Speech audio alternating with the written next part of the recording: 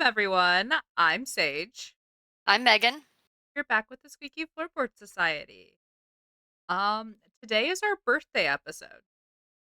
Our birthdays are close enough together that we can just do one episode for both of our birthdays. Yeah, I think it's like 9 days. 8 or 9 days apart. Yeah, it's 9 days. So figured why not have a little birthday episode for our mid-season. hmm Um, do you have any small talk or anything? Not a whole lot's been going on. Um, except, I have a grandmother that just passed away, and the other one keeps dying and not staying dead. I don't know if I've talked to you about that. I don't think you have. Yeah, it's my mom's mom, right? And she has congestive heart failure, which is you're not supposed to live a long time with that. Yeah. And so she was supposed to die like 15 years ago. Okay. And she's just continued to live somehow. It's really a medical anomaly, quite frankly. And she keeps, like I said, she keeps dying and not staying dead. So, like, they keep finding her dead random places and reviving her because she refuses to be a DNR, despite the fact that her quality of life is absolutely terrible at this point. Yeah, it sounds like it is. They found her dead in her car recently. Gosh. Yeah, and they revived her. And I know this sounds like I'm talking about this very callously, and it's part of it is that I am 100%. She's made some terrible choices that have led her to the point where she's at in her life. We don't have a great relationship with her and my family just because of those terrible choices. Um, and also, I have very little sympathy for somebody that is continually putting other people in danger because they refuse to just do the sensible thing. And I don't mean her, deciding to be a DNR. I mean, why are you driving if you keep randomly dying? That is a valid point. You could what if she was driving and she died and she killed people? Yeah. Like, I don't have a lot of patience for people who are just inordinately selfish. Everyone's selfish to some degree, but that's just so selfish to me and it makes me so mad. Yeah, that's understandable. That is And understandable. you know my mom. This is her mom. So imagine what she has to say about it. Yeah. So, you know, one grandmother went 3 weeks without eating, a week without drinking, and was still not dead. And this other one just keeps randomly dying and not actually dying. I don't know what's going on in my family. Am I going to be immortal? You might be at this point, just based on They thought everything I, that's happening. they thought I was at a certain workplace. They did. So maybe they were right. Oh, also I've been doing Pilates. I guess that's the other thing going on in my life. Not in a class. I'm too cheap for that.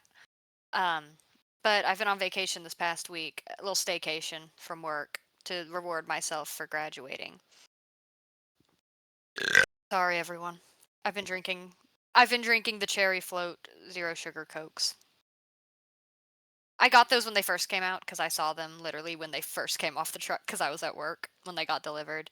They're so good. I've been drinking them ever since. I have a dirty dog.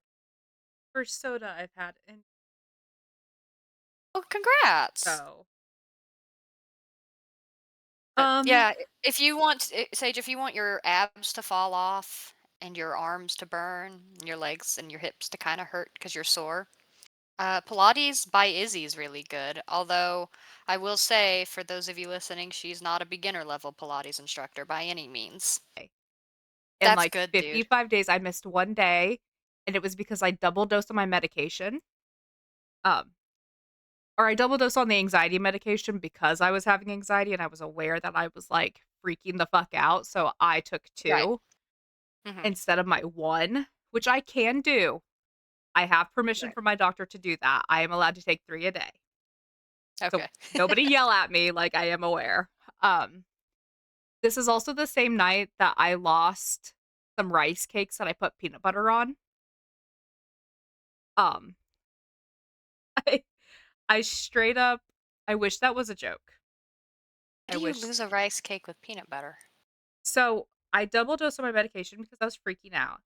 And I was like, "All right, well, I'm hungry. I haven't eaten all day. Let me go make 2 rice cakes with peanut butter on them." Mhm. I made them and then I was coming upstairs and I was like, "Oh, I want to grab my knitting stuff from my office and then I'm going to go lay in bed and eat these while I knit and watch TV." Mhm. In the process of walking from the kitchen to the bedroom, I have completely lost rice cake. You know what? I've done that with stuff.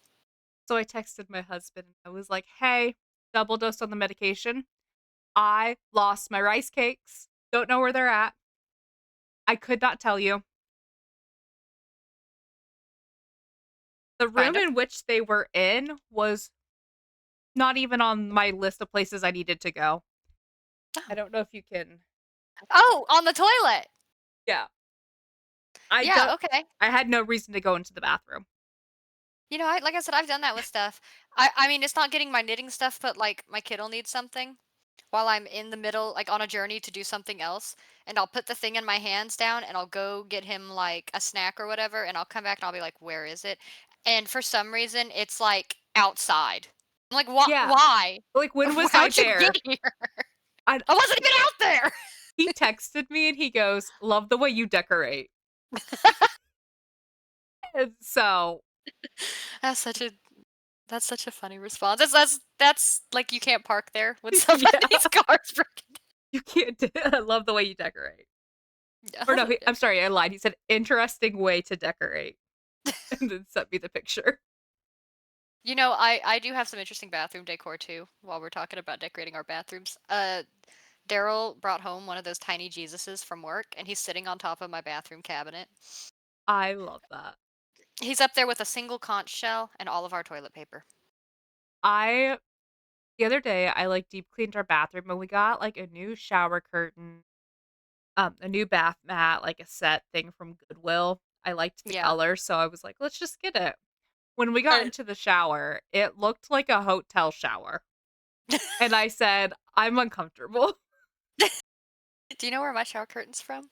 Where I got a $3 shower curtain from the dollar store, and it is the thinnest, most abominable thing, but that motherfucker's held up. My kid yanks on the curtain when he's in the tub, and that thing has not ripped. That's amazing, cause And it's not see-through either. It looked a little sheer when I first put it up, but once you're in there, you can't see anything and nobody can see you. I don't know what technology they're putting in them, but that's crazy, clearly some kind cause of cloaking technology. we had a cloth one, and, like, it was all black, and you could fully see the person in the shower, and if you were in the shower, you could completely see the people outside, but it was black and, like, knitted material almost. How? And I'm like, "How why can I see, like, my husband's entire body through this curtain?" Right, that's hmm, maybe not ideal. Yeah, it was not ideal. So we switched out to a full plastic one, the one that we got from Yeah. the Goodwill, and Yeah. I have a plastic one. it looks like it's, like, floral, but, like, it kinda matches this dress, but imagine, like, blues and teals and whites and, like, very earthy toned. Mhm. Okay, that's kind of giving But it looks like, from the a inside, it looks hotel. like a hotel shower. Hotels have nice bathrooms. I think my issue with it is that I used to work in a hotel as Yeah. housekeeping, so, like, I hated being a housekeeper. Yeah, I hate being a housekeeper at my own house too. That's why I'm the one with the bachelor's degree. I want him to be here to do it and not go to work. Which Feel I that. talked to my mom about that and she was like, "You know what, at this point, like get the poor guy, he's struggling to get through work with his back. Let the man go on disability. If he can Yeah. get it, let him get it." She's like, "He tries." Which is funny because my mom was not super fond of him at first because she was like, he has no like money earning potential. And I was like, Why does he need it? I don't want him to be I want to be the breadwinner." That's, I've been in a situation before where I was not the breadwinner and didn't have a lot of control over the finances because I didn't work. And whereas, my dad, who is the breadwinner, has almost, not, I don't want to say complete control because that sounds bad, But he makes all the money, so he knows where the money is and he knows where the money goes. Yeah. I I want to be the breadwinner for that exact reason because I'm kind of a control freak now. I have been in a situation where I also wasn't working and had somebody else supporting me, and granted, It sucks, kind of. my situation was there was a lot going on. Yeah. Um, Mhm. you know the Yeah. situation. Yeah. So, it was just another form of something that was already occurring in the relationship, Right. which is another reason that I cannot fathom not having a job. Yeah. Look, if you find a genuinely good man, that's one thing. Yeah. Like do I don't think Daryl would ever be like that. No. 100%. I don't think Dennis would either. No. But at the same time, I think you and I are just more comfortable being able to fend for ourselves in the financial Yeah. arena. And quite frankly, once I'm a CPA and once I have my master's, my earning potential is unlimited. I don't really need a man who's going to make a lot of money. And if he's on disability, he still gets money anyways. Yeah. And he's home. He can still do stuff around the house. Disability doesn't mean you can't do anything ever. He's just not cut out to stand on his feet for 8 hours a day or even to sit in one place for 8 hours a day. He can't do that now either. Yeah. He's got to be able to sit up, lay down, move around as it will, or his back just locks up. Yeah. And And he has seen a doctor for it now, but which is great. it's a process. Yeah. But once they finally come to a conclusion, that'll be great for him. Yeah, I do hope he gets disability because I can tell it's really starting to wear on him. I mean, Yeah. he's about to hit his mid-30s. His dad was only in his, like, early 40s when his back got so bad it, like, snapped in half or something. So I, uh, I finally have a picture of me, my husband, and my father-in-law. oh, I never took a picture with my in-laws, and unfortunately today was because of the cemetery for memorial, right. and so it's, like, me, Dennis, my father-in-law at my mother-in-law's grave. At least she got to see you guys get married, you know? Yeah. That is We're we're kind of dancing around that right now with the wedding planning because, obviously, his grandmother who raised him is not with us anymore, yeah. so but she technically is because they buried her at the church where we're getting married, Oh, I love that. so we can still stop by and see her. Alright. So, today we're doing something a little bit different, just, I guess, to, get you guys to know a little bit more about us outside of, just our interest in, the macabre. Um, Right. we're playing a game called We're Not Really Strangers. This is what the box looks like. It's just like a red box. There are 3 levels in this game. The first one's perception, so, how do people perceive you? And then it's level 2 is connection, and level 3 is reflection.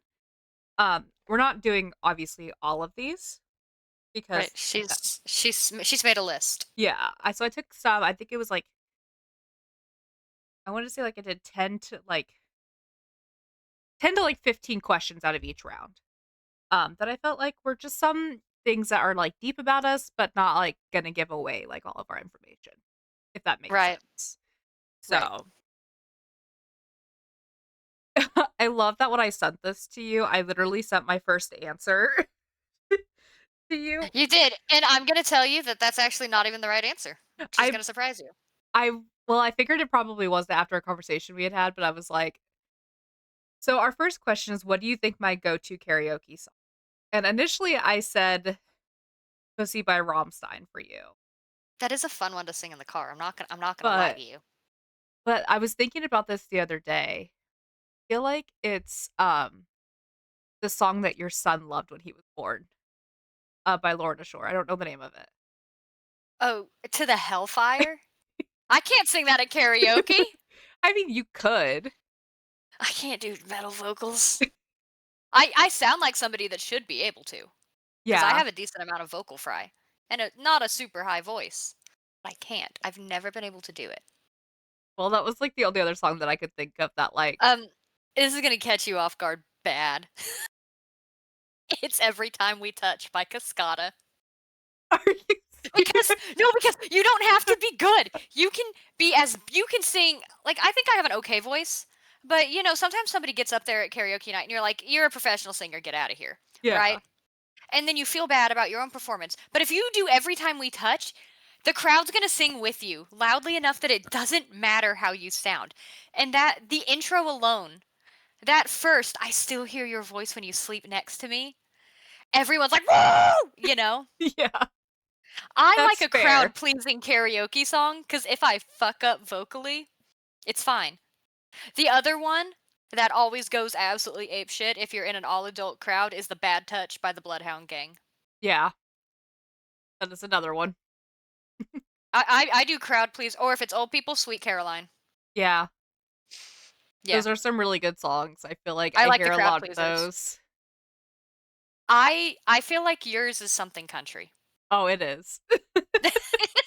Uh, so if I'm gonna do a duet with somebody, it's gonna be Picture.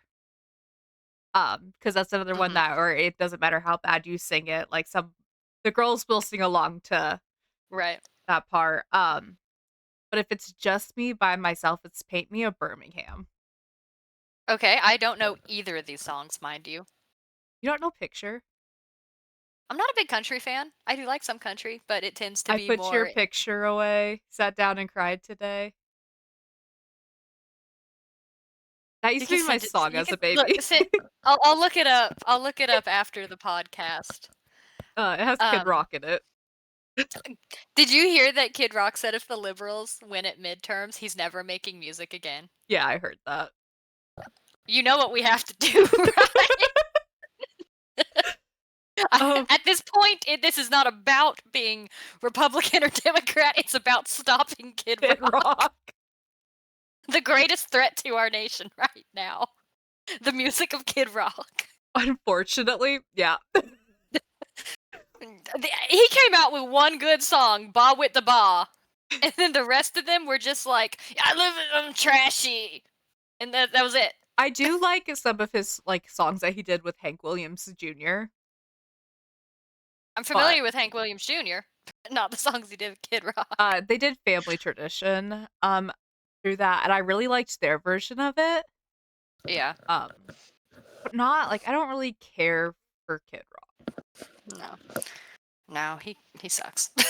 So neither of us are singing him at karaoke. Yeah, I sing Sheryl Crow's part in Picture. I don't sing Kid Rock's part. I leave that for somebody else. All right. Do we want to move on to the next question? Yeah, I'll Because let I'll, you. I'll ask. What character would I play in a movie? So I said that you would be someone that pretend like they didn't know anything about like a crime happening, but you would have like the perfect alibi. Like you'd be a suspect, but you would have like this like airtight like alibi and you would get away with everything, but it's really you are the killer, but you've just figured out how to manipulate the situations so that like you were never really suspected. And you know what? I agree with you. Not because I'm some evil, insidious, like horrible person. I don't do things without at least considering my options first. Yeah. And rest assured, if I am the killer, I had a good reason to kill them. Yeah. I'm Dexter. You're Yeah. saying I'm Dexter. Basically, yeah, I'm saying that. I I know who I would be in a movie. there's two options for you. One, I can see you being a love interest in a rom com. Oh, 100%.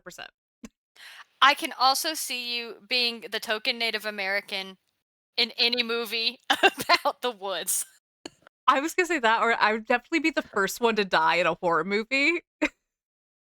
I just have this image, like something kind of Super Troopers vibes, and they're like, we should go speak to the local natives, and it's just you. It's And just you're me. doing like a fake ass accent because you want them to pay you for your services. I can see it, Sage. I would do that in And I real would life. support you. I would do that in real life. Right? Oh Like my I could just see it. You being like, the wind blows this way today. This is not a good sign, brother. And they're like, oh, native knowledge. Or you just staring off into the distance and they're like, I wonder what she's thinking about. It must be something so esoteric and wise. And you're like, the Taco Bell is over there. You That know? would that is I could do that. I would do that. In real life, not even in a movie. Yeah. So I think we've nailed each other's characters accurately here. I've always thought I'd be, like, the first one to die in a horror movie. You would not be because you'd be with me. Well, my thing is that, like, How are you dying in a horror movie if I'm the killer? how did I almost die in the backyard by a bobcat and a moo Like, we have to look. I mean, We have fair, but I've never seen a bobcat horror movie. I haven't either, but I experienced one. You don't need to. You use your eyes to see it Yeah, in real I life. got to feel it. Only thought in life, "Oh god, I'm gonna die in a moo Ain't nothing wrong with that. And it's like a light, like a it's like a lilac purple with, like, a skeleton on the front of it, like moo Like Embarrassing moo moo. like, I love yeah, that was awful. So who do you think my top celebrity crush is? Initially, I had Till Lindemann on here for you, but I feel like after, we talked about the French Quarter, I feel like Nick Cage is on there now. No. I understand. I understand why you think that. And in terms of men, yes, Nick Cage. But my top celebrity crush as a completely heterosexual woman is Sabrina Carpenter. Ah, yeah, that's Yeah. I had a conversation at work the other day about that. And this guy that I work with, he's completely gay. 100%.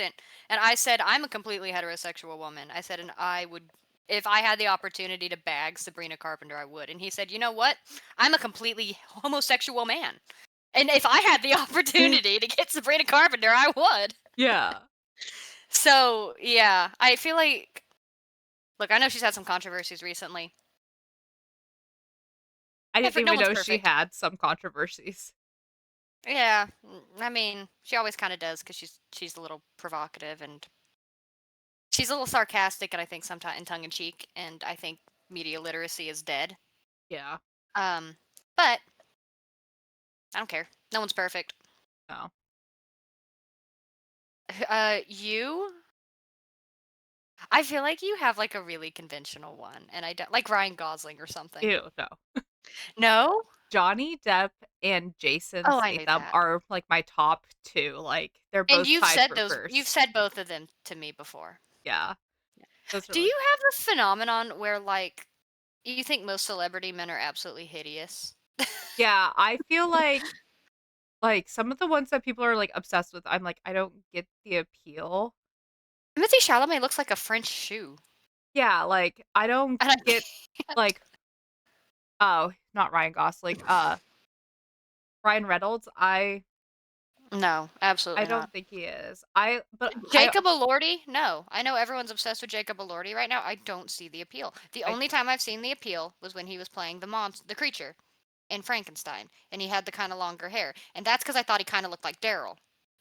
I and maybe, like, for me, like, I like rugged men, like, Mm, we've seen, like, my history, so, like, right. I think to me, a lot of the celebrities just look like frat guys, and Yeah. that's not my style, You know what man I do think is hot? but That's who? a celebrity. So Sabrina Carpenter is my female celebrity crush, right? Jamie Campbell Bower, I don't know who that who I swear he was what's his fucking Sweeney Todd? I can't the guy who has a thing for Joanna. He was Caius in Twilight. He was which one? Vecna in Stranger Things. I've never seen Stranger Things. He was something in Harry Potter. He was a bad guy in Harry Potter in like a flashback. That could have been Maybe literally I let me see if any of these roles sound familiar to you. It okay. You said when him and Dar- Twilight, but I couldn't think. when when him and Daryl were young, they looked really. I only like men that resemble my man in some way, I guess. Jimmy Campbell Bower. What's he been in?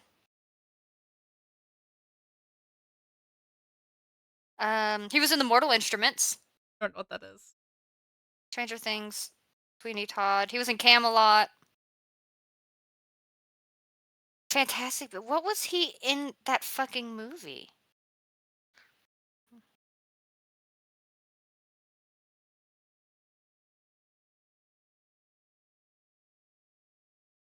plays young Grindelwald in Harry Potter. I don't remember who. You know what? If I send you him, you'll know exactly who I it was going to is. look up Young Grindelwald. I was just gonna send you a screenshot of him, and you'll be able to place his face in anything. Oh, Yep, yeah. yep, yep. Do Yep. you see what I'm saying though about the slight resemblance there? Yes. Yes, I see it. Especially as they've gotten older, and also he really likes to wear skirts to things. And if Daryl could wear skirts to things, he absolutely would. I I'm love a convinced they brewed skirt. them up in the same lab. I think that all I men could come see from that. labs. I don't think they're just appearing. I say that as someone who birthed a son. You know what? You can always tell people, though, that you grew a pair. I did. I grew a pair. Um, is it my turn to ask or is it your turn? It is mine. We skipped one, but we can skip that one because I'm cool with skipping that one. Okay. Do I seem like more of a creative or analytical type? Explain. So I said that I think you are the perfect mix of both. You are a very analytical person, but you like when you can have the creative liberty while being analytical.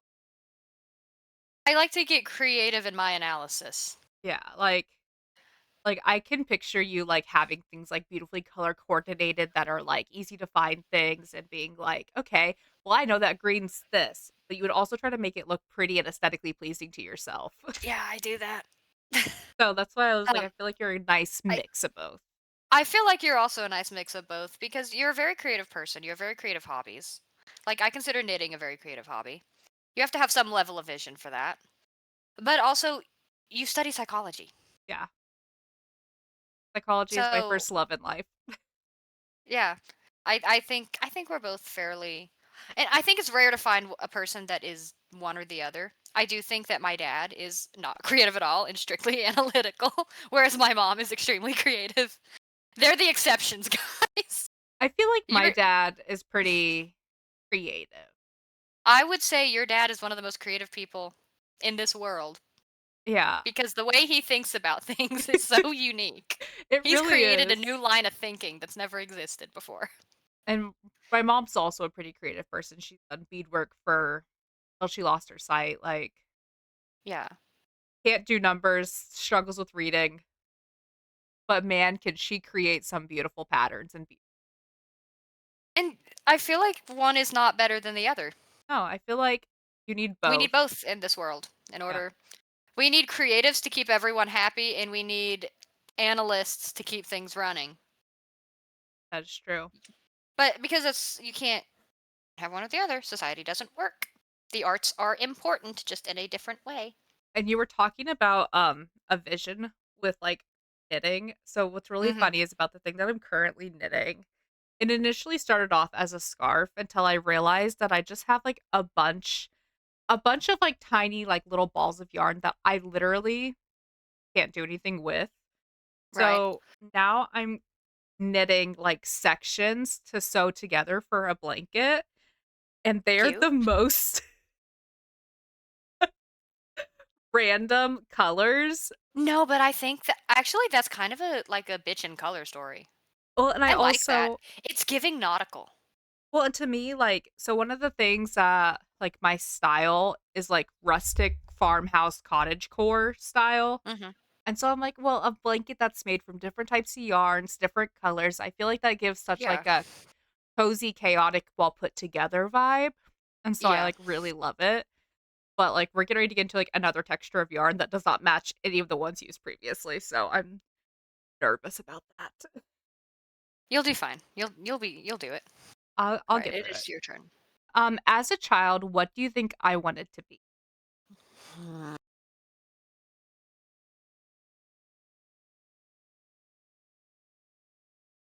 Probably like a vet or something. Surprisingly, no. Really? I wanted to be Loretta Lynn when I grew up. That's fair. That's Like a good aspiration. I was like, I didn't Not a care. country singer, just Loretta I Lynn. specifically wanted to be Loretta Lynn. I get it. For you, I feel like you wanted to be like a zoologist. I don't know why that's the vibe that I got, but like I wanted to be the Pope. I believe that. I believe that. Wanted to be the Pope. That was what I wanted. And they said girls can't, because I grew up Catholic, and they're like, girls can't be the Pope. And I was like, why not? It's Did you see the Pope's encyclical he published on AI? no. We can finally start a holy crusade against open AI. We can finally do it. We have the basis. I love that. I saw this post forever ago. I think it was a Reddit post where it's like, "Do you wanna know why women can't be, the Pope? It's because something was lost." And I don't remember what it was. I feel like it was a light or something like that. I don't remember. Um, or like a was it a gauntlet? I don't know. I'm not Catholic. I know nothing about that. It was just because that's how it's always been in Abrahamic faiths, that women don't hold religious positions of power. Women weren't permitted to speak in church at the very beginning either. I'm trying to think Like of what that's it in one of was. Paul's letters. It has to do, and this goes back to like creation mythos, right? Where women in not all Abrahamic faiths, but in Christianity and Judaism, Eve is regarded as the person who sinned first. Yeah. I I believe, and it depends who you ask. In some circles of Islam, Adam is the person who sinned first because he was not guiding his wife correctly. And so she wouldn't have slipped up if he'd been paying attention. Yeah. I can't fi Which, love that. Love that idea. I couldn't find what I was thinking of, but it was something that got lost by a Catholic church, like, eons ago, and, they said that they could never have a woman pope because she would find it immediately, and it'd be in the most mundane area, and the Oh, yeah. Yeah. so I would it was a find, can whole you, oh, they should let me in the Vatican archives. I'd find all kinds of stuff. I'd just say, give me a list. Let my mom down there. She'll oh, find she it. would find everything. She doesn't have to be Pope. Just have her look for whatever it is. She'll find the Holy Grail. She'll find everything. I could you imagine if I double dosed and went to go look for things? I lost rice cakes.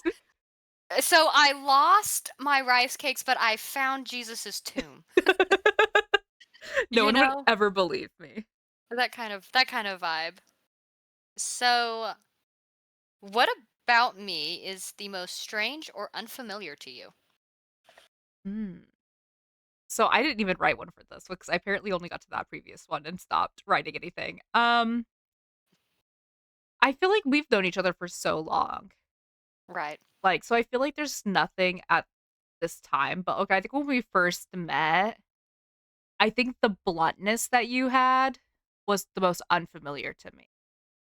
Yeah, and I can see that if you don't come from a background where everyone's, because my whole family's like that. Yeah. And Uh, it takes people, my family dynamic does kind of take people off guard too. yeah.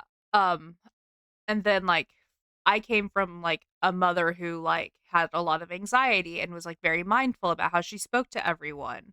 Yeah. And I'm very much like that. Like if you meet me Yeah. in real life, I had shared a huge post on Facebook, which I was initially going to read in here. Maybe I'll read it at the end, but I'm Right. someone who overthinks everything that I'm ever going to say, Mhm. um, over and over and over again before I typically do say it, which is why, like, a lot of times my scripts are written so far in advance because I need to overlook every little thing about the script. Yeah. I just throw some words down and hope for the best. And I But think that that's how I talk too. yeah, so I think that was, like, the most unfamiliar thing to me when we first met. I think, I agree with you at this point, nothing's weird, you No. know? But when we first met, the thing that kind of shocked me the most, and I had this experience with a lot of people because of the background I grew up in. I just didn't realize that not everybody had the same advantages that I had. Like the thought of a 16-year-old walking to work was insane to me. Yeah, I did Yeah, walk to and work. so that's why I started picking you up and we became friends. I was like, "Dude, that's crazy. You can't walk all that way." Yeah. Because I mean, did I buy my first car? Yeah, but cars were like 45 cents back then when I was 16. And my parents drove me to my job every day so that I could do that. And they said, "We'll give you this much money and then you're going to have to work for the rest of it." So, cuz they wanted me to have something safe. They didn't want me to have a beater, like a total Yeah. beater. Not that my first car was great. It was like a super old bright red Escape. Yeah. Um, but the difference in our lifestyles at that time was really shocking to me because I think you were the first friend I'd had that like I'd been close enough with to experience the way they lived.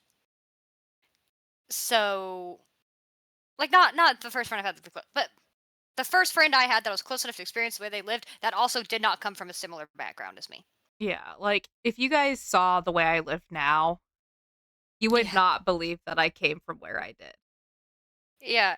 Let me say how proud I am of you, by the way, Because because like, you've worked really fucking hard, dude. I have, Megan can attest to this, so my parents, they never went and got their college educations. My dad was a blue-collar worker, has worked in factories my entire life. My mom was a stay-at-home mom, so we lived from apartments to trailers, we bounced around a lot, and we didn't have a car for a vast majority of my life. We walked everywhere, or we took the city bus. And like it wasn't until I was like what 17 that my dad finally got a vehicle. Yeah.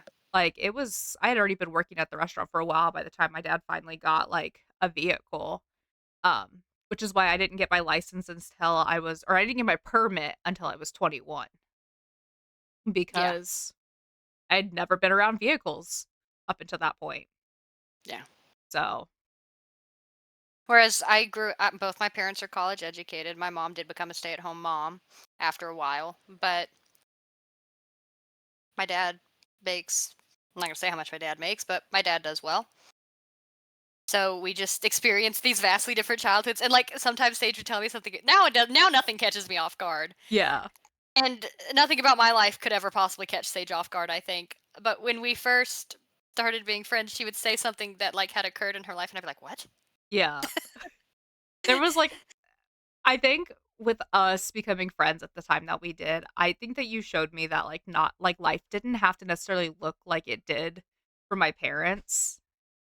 Like you Really? were showing me like, hey, like that's not the only version of life there is. Cause you have to think like I would say I was a Right. pretty sheltered kid. Like Right. Yeah. so I didn't have a lot of outside of experience of what my family experienced. And like the kids that I did have that I was friends with or spent time around were kids that lived in the same neighborhood that lived in very similar situations that we lived in. Hmm. So I never knew that there was like a life outside of what my family experienced until I actually became friends with you and you were like, "Hey, you can go to college, like nothing's stopping you." And like Right. you were like a very encouraging to me to like look at possibly getting a future set up for myself. Shout out to my mom for pestering you too. Yeah. So like you guys definitely showed me that, like, there was more to life outside of what I just grew up with. And I think that on my end, that's part of the reason that I am so adamant about how no matter how well off you are, unless it would be like some kind of like safety concern for your child to work a job because you're so rich and famous or whatever, your kid needs to be working a normal fucking job the moment they're able to because that was eye opening for me to go work at a restaurant full of people who their whole life had been spent in that restaurant or they were from families where this was normal or at like the average like everyday grind because you on either end of the spectrum you can become way too sheltered and just assume everybody lives the way you do I did.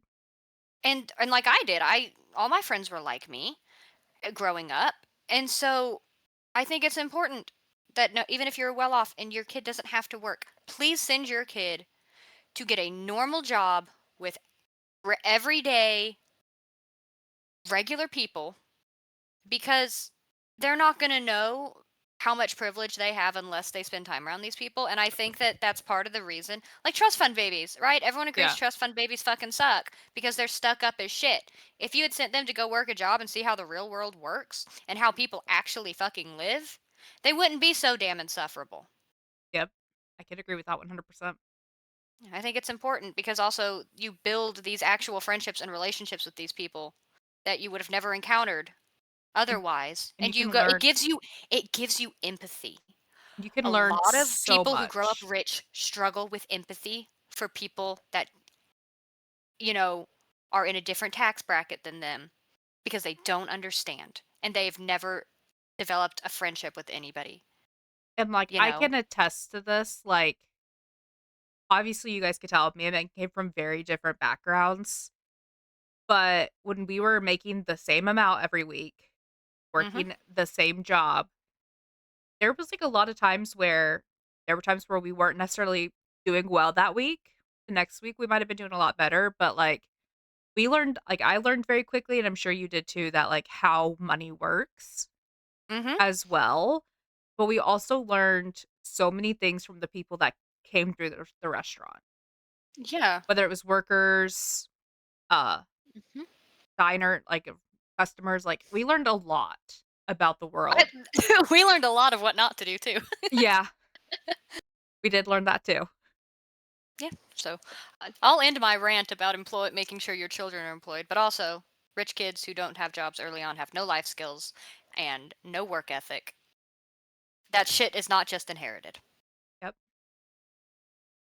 Uh, did I ask you that? I think I think so. Okay, yeah, Yeah, because you you did. answered first. Okay, So, how many speeding tickets do you think I've gotten in my life? 3. I've never I've been pulled over 1 time, never had a speeding ticket. You know what? That makes sense. You kinda drive like a grandma sometimes. I do. I think you've had at least 1. I feel like you're pretty good about, like, knowing where to speed and where not to speed at. I've never had a single speeding ticket. I love that. We're That's so our roster is clean. The only I reason I thought that you might have is because you moved to an entirely new area, and I know how that is when you have to move, and all the speed limits are different and everything. Going from driving from here to Indiana was wild because out here, I'm, like, driving, like, 70 through the mountains, and then I get to Ohio, and it dropped down to 60.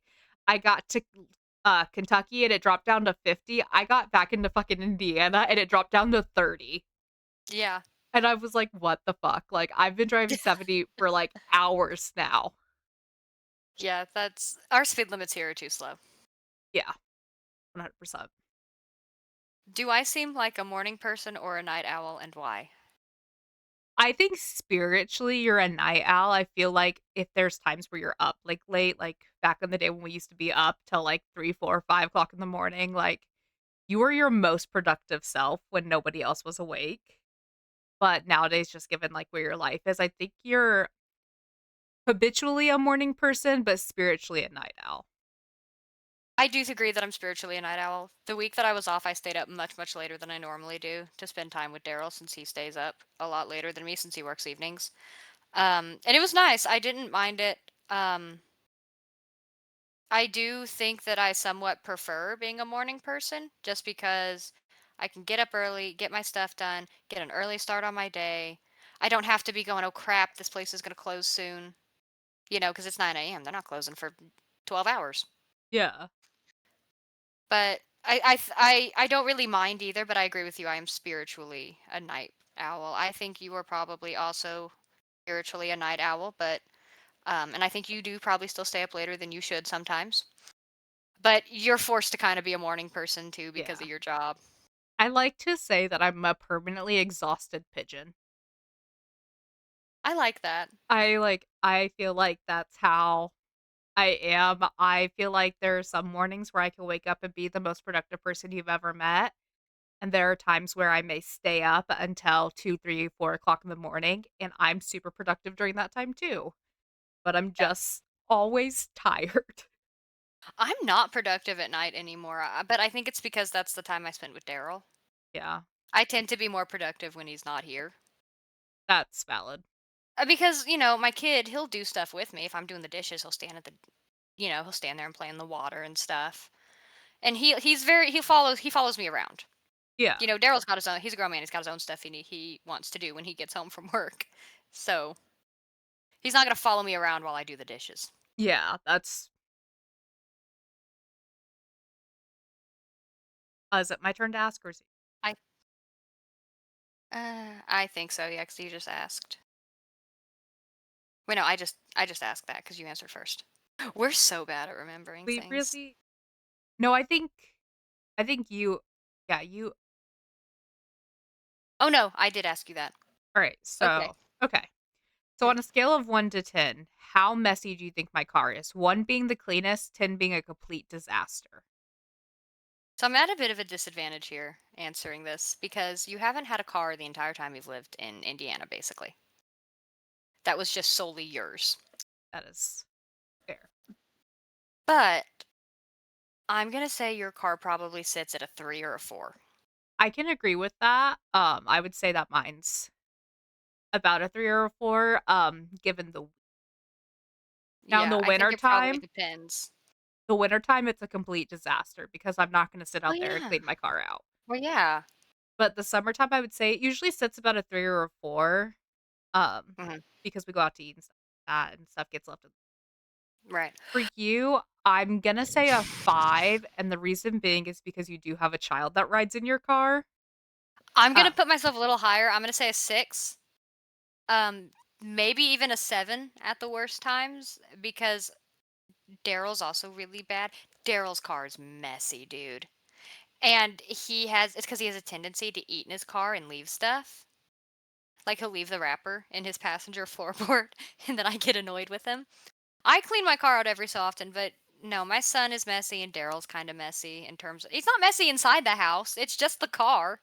yeah, Daryl, I mean. My son's messy everywhere because he's 4. yeah, But yeah, they're dragging me down. yeah, I would say, that was the only reason that I would assume that you'd be if because before you had a man and a child, like, your car was fairly clean. Yeah, I don't like clutter. It makes me stressed. Do you know who has the messiest car in the world besides Daryl? Too. My dad. Really? My dad's his office is super messy too.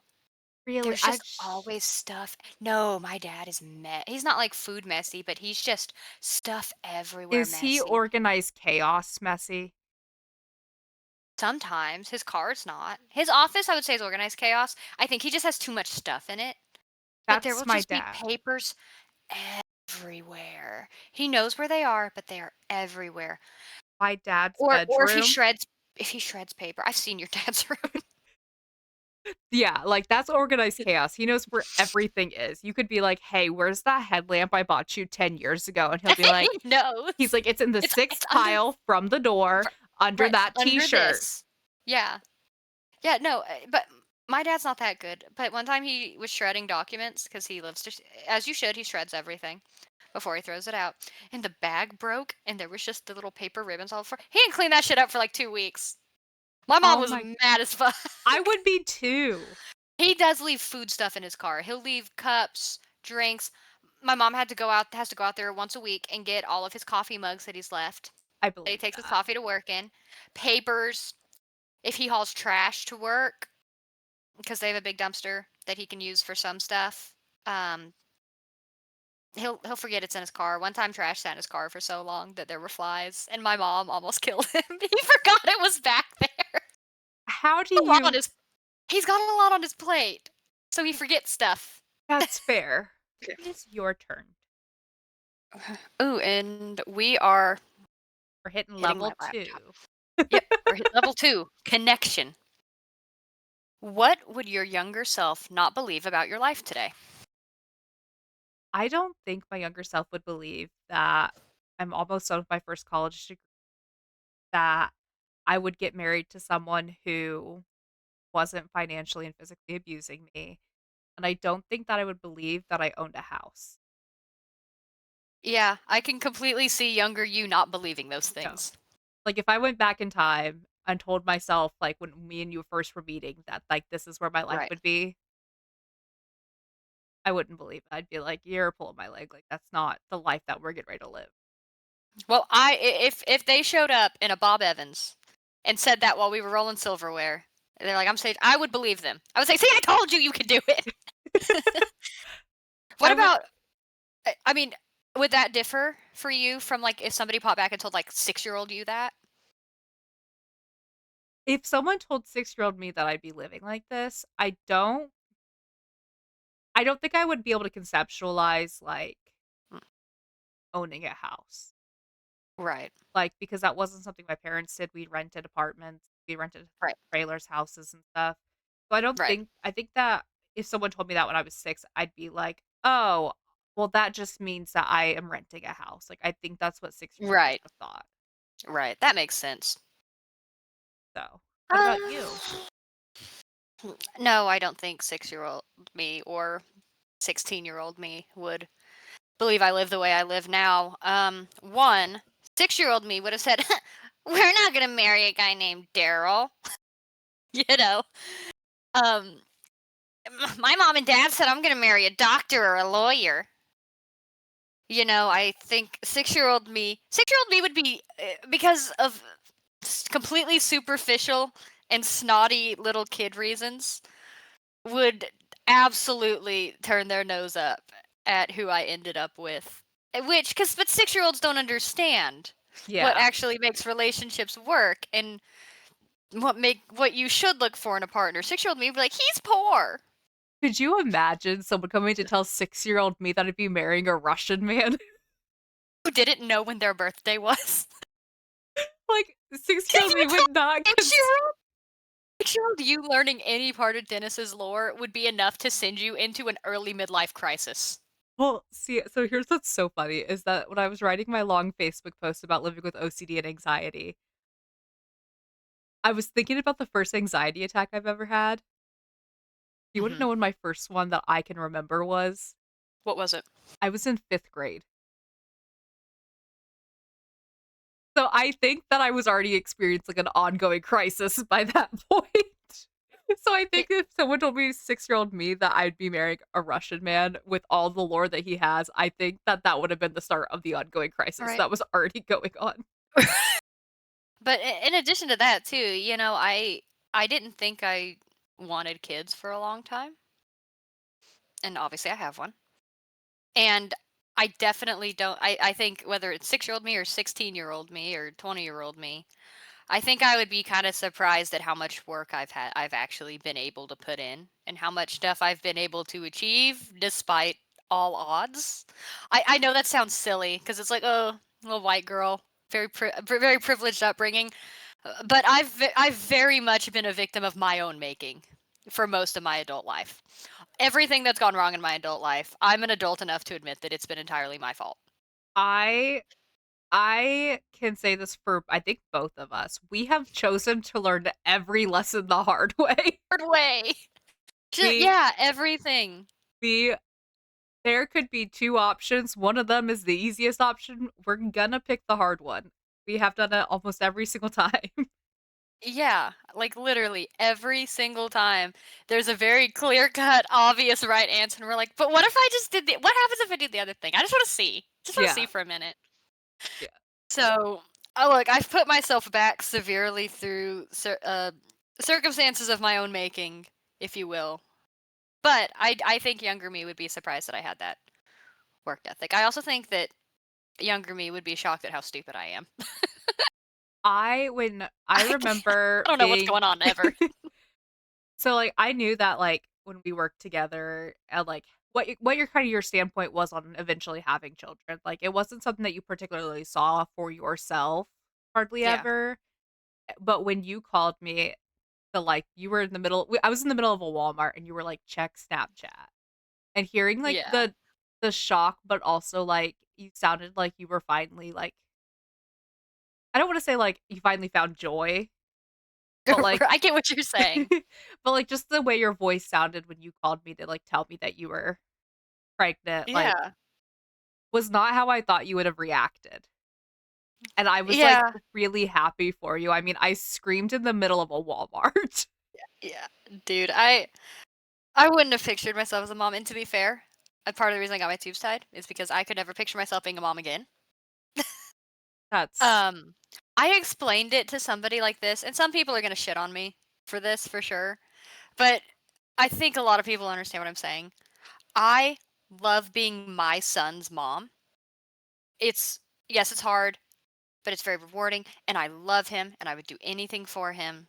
And I love being there to watch him as he grows and plays and getting to experience everything with him because everything he experiences is like the first time he's ever experienced it, and it's awesome. I love being my son's mom. I do not particularly love being a mom overall.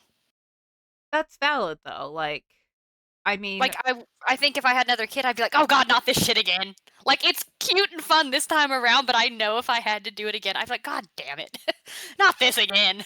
well, and then, like, also and I don't think this only pertains to you, I mean, when you look at, like, the number of kids being born to, like, our generation and millennials, like, the Mhm. numbers dropped drastically. Yeah. Like, so I don't think like, middle kids are basically going instinct extinct, like, Yeah. It's it in my mind too, it's expensive. I don't really like to spend money.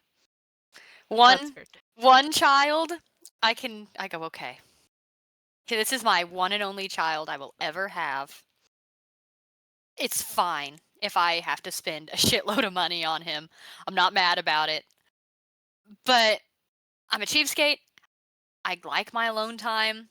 These are all things I think I would have been a really good dad. I think I'd love being a dad.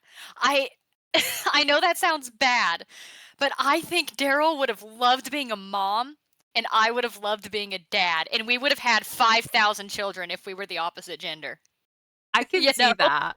I can see that. I know that when me and Dennis eventually have kids, like, I think that I will really thrive as being a mother because, like, I mean, you've known me for years, like, I'm You very have a more patient and nurturing personality than I do. That kinda stuff doesn't come naturally to me, I have to work for it, and I'm willing to work for it because I love my son. But yeah, for someone like you, that comes so naturally. yeah, Somebody like you, if you have or like, our mutual friend from our former workplace used to be a manager who now has twins. His wife, that's a natural born mother if I've ever seen one. I believe that. Like, people Oh, like you and her, course. People like me, let's stop at 1. and there's nothing wrong with that. Yeah, Um,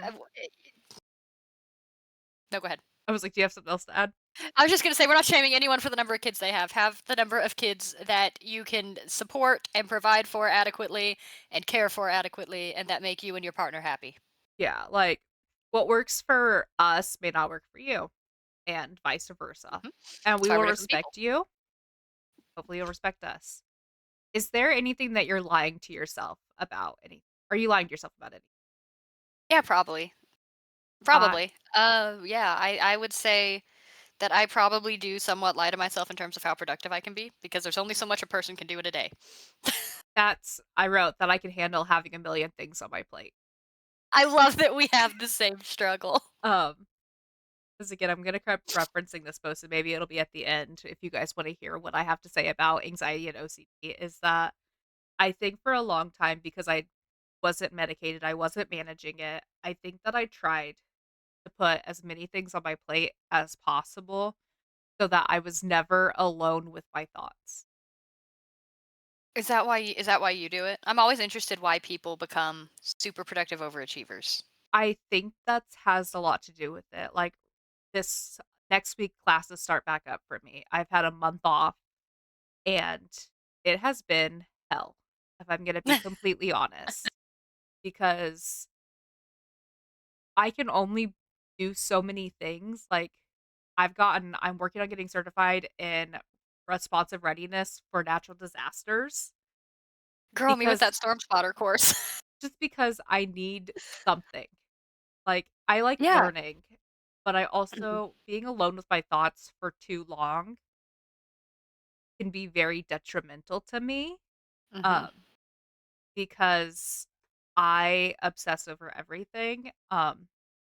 Like, granted, I've started medication, so it's not been nearly as bad, but at one point, like, I was plucking like, you know me during this time, I had really thin eyebrows, like, Yeah.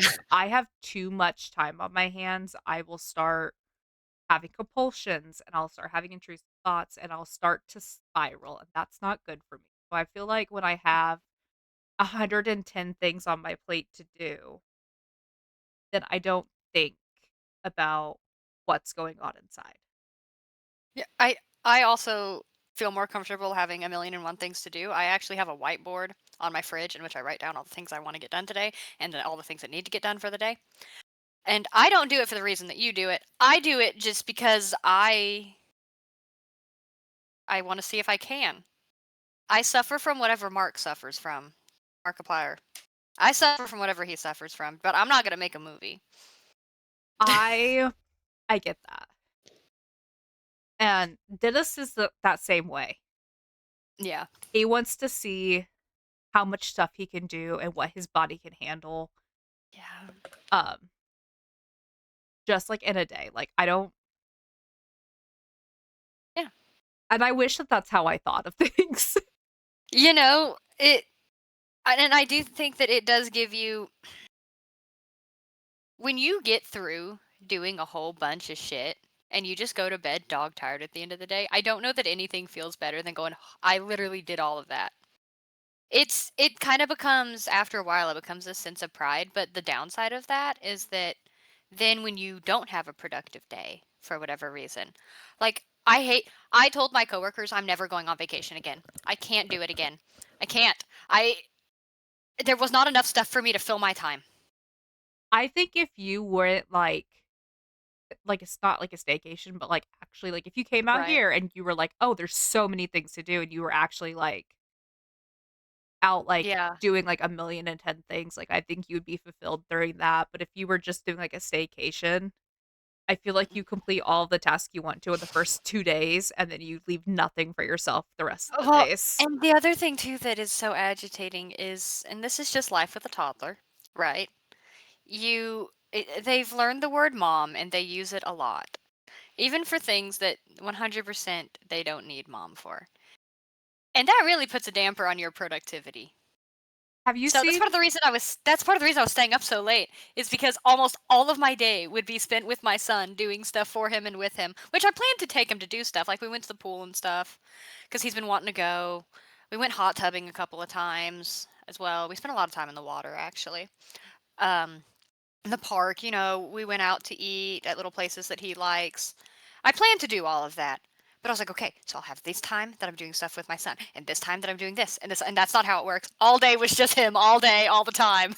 have you seen the trend where it's some moms who just get burnt out from hearing mom all day long that they just changed their name for like an hour? No, but I should. I should be like, be Renee, you know? That's what they do. They'll be like, "For the next hour, my name is Renee," or whatever it is, and that's the only name they'll respond to. So if your kid says mom, they don't respond to their kid until they call them by that name, just for an hour, so they'll stop hearing mom, mom, mom. Son, my new name is the Emperor of Mankind. Please refer to me as such, or it will be considered a heresy. You could do that. Just like that's what it's a big thing on TikTok that I've seen, like where it's like an Yes. hour, just an hour. Timed him one day because I was telling Daryl, I was like, he doesn't say mom this, but I think he was a little thrown off by the fact that I was there. Because when I work, he knows mommy's kind of tired when she comes home from work. Let's be reasonable with our mother. But he's like, well, she's just here all the time now. So I can just say mom every 15 seconds. I timed him. It was every 15 to 20 seconds for like 40 minutes once. I was like, oh my God. I believe that. And it wouldn't even be he needed anything, that's very sweet that he wants to share all of his moments with me. I love that. I love that he loves me enough to do that. But you just told me about the otters. I don't need to hear about the otters again. Alrighty.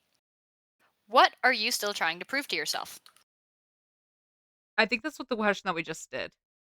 No, that was if you're Oh, lying to yourself. oh, um, that I can do it. Yeah, I get I that. I have a lot of imposter syndrome, um, and so I think that showing myself that I can actually do it is what I'm trying to prove. That, like, I have not conned everyone into thinking that I can, like, I actually can do it. That's really common with people. That is. That is very normal, I feel, for a lot of people. I'm gonna come off really pretentious when I say this. I don't know how to say it without sounding pretentious. I don't feel like I have anything to prove.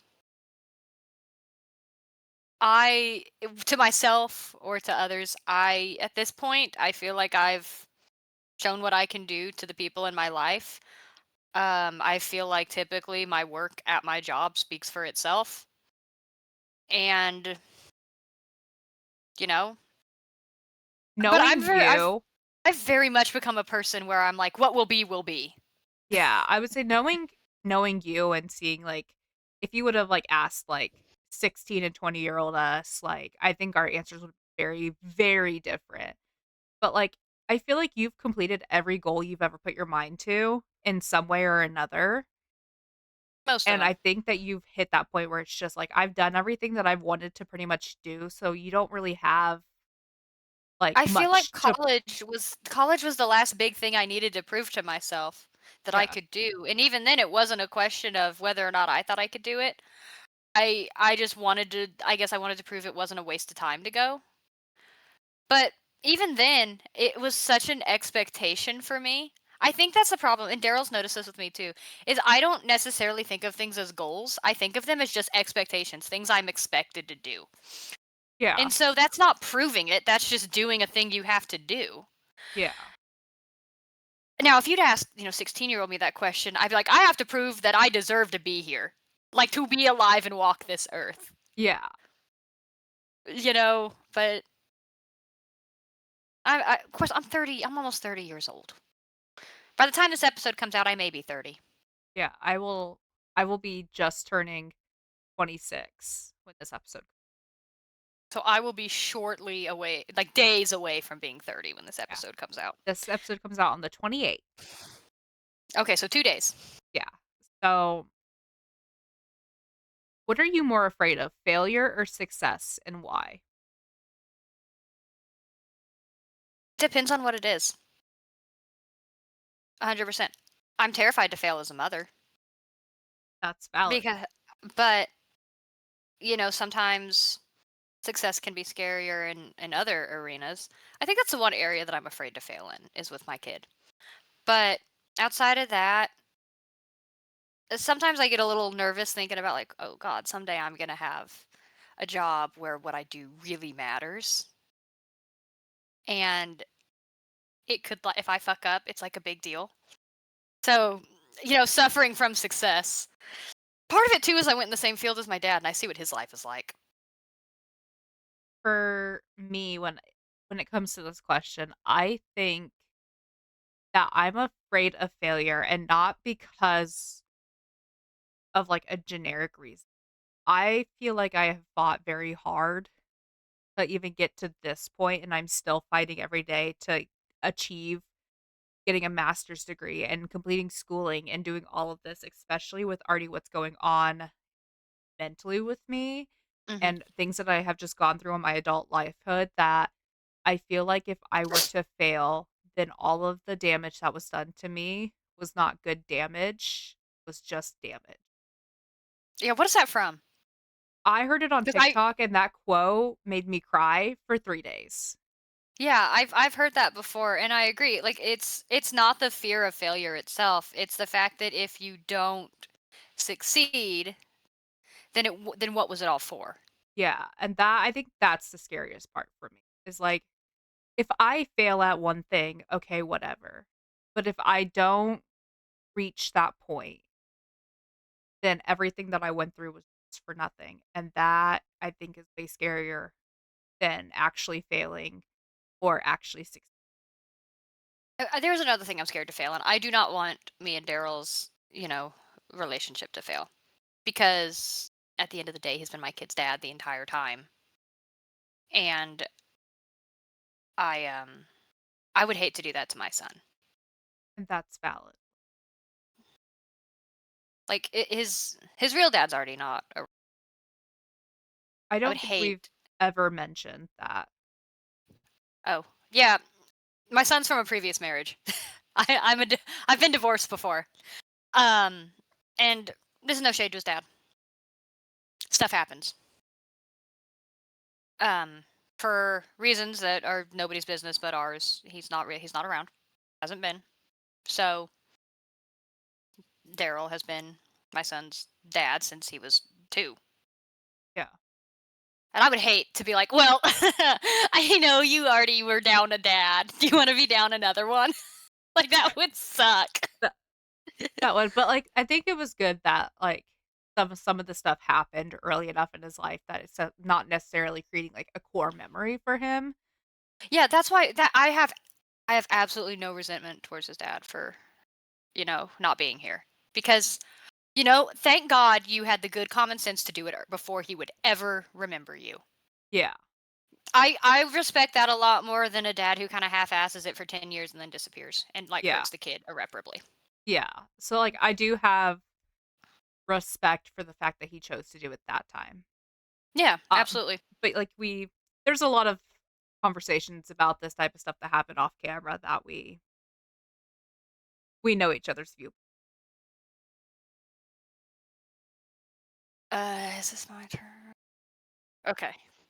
What's been your happiest memory this past year? I'm gonna be this is such a weird one, getting on the medication. That's not weird. That's like a big step for you. And it was the finally getting to sleep that night. I took my first dose and finally and waking up Kind that next morning super tired, like, knowing that I actually slept for the first time in probably years. Yeah, that's gotta feel good, man. It felt so good. Uh, my happiest memory this year, people are gonna think it's graduating, but I didn't walk or anything, so I don't really have a solid like core memory of that. Um, and this is gonna sound so tacky, but my happiest memory this year is the barbecue that we had a few weeks ago with my neighbors because they're such good neighbors, and I just felt like we were just the most normal little family unit having a barbecue with our grill.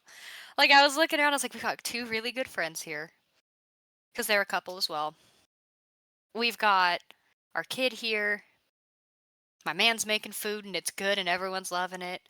I'm hosting and it's nice." Like, I don't know, I felt a certain type of way about the whole thing. I had It felt like something my parents would have done in their youth or, like, that you see in, like, TV or movies. And I know that sounds so tacky, but it was nice. a couple weeks ago so me and Dennis bought a grill. And we haven't grilled out since my husband got arrested, and he was grilling out the day after I got him out, as like a, "Hey, I'm sorry" type of moment.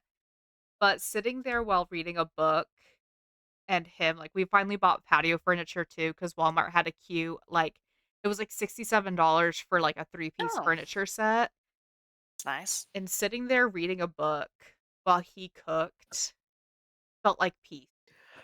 Yeah, it just feels peaceful. Oh, if you guys come into like a good amount of brisket, I'll send you Daryl's recipe. That He's been smoking it on the grill with one of those tubes you put wood chips in. Oh, sage. That shit is so good. And I'm from Texas. I know brisket. That shit is so good. We have just been eating a lot of every Sunday, we are grilling out. So, like, right now I can Yeah. smell Dennis is grilling out right now. He sent me a picture. He's making burgers and hot dogs. Oh, that's It's nice. became our little thing for We usually do Tuesdays or Thursdays because love he's off that. those days. If you could get to know someone in your life on a deeper level, who would it be? Why? Mine, I think, would be my father-in-law, 'cause I didn't Right. get much time with my mother-in-law, and just the parts that I knew about her life, she was an amazing woman.